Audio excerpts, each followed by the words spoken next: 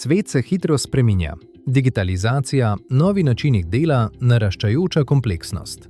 Kompetenčni model državne uprave iz leta 2019 je bil dober temelj, a potreboval je posodobitev.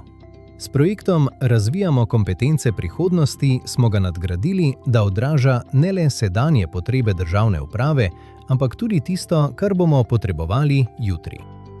Nadgradnja ni nastala za pisalno mizo.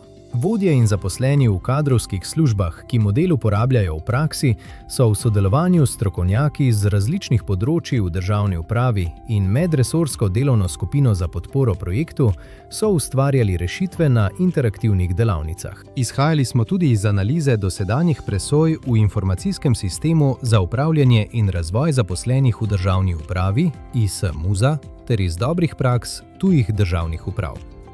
Nadgrajeni model ima 3 vrste kompetenc. Poglejmo jih.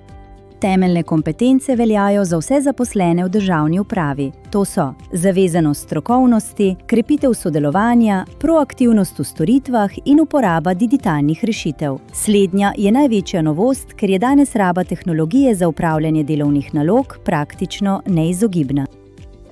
Vodstvene kompetence veljajo za vodje na 3 ravneh vodenja. Zajemajo 4 področja, od strateške usmerjenosti do razvoja sodelavcev.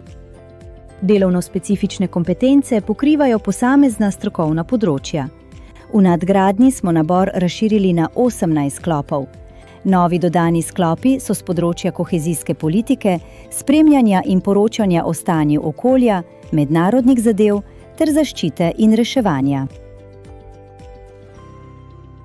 Torej za manj zahtevna delovna mesta, na primer kurir, spremljamo le temeljne kompetence. Za delovna mesta, kjer so potrebna različna strokovna znanja, dodamo še ustrezne delovno-specifične kompetence. Za vodstvena delovna mesta pa poleg temeljnih presojamo še vodstvene kompetence. Točno tako. Model je kot nabor gradnikov. Za vsakega zaposlenega sestavimo ustrezni profil glede na delovno mesto. Nadgrajeni kompetenčni model je kompas za razvoj zaposlenih v državni upravi. Pomaga nam prepoznati, kaj zaposleni že znajo in kje se lahko še razvijajo.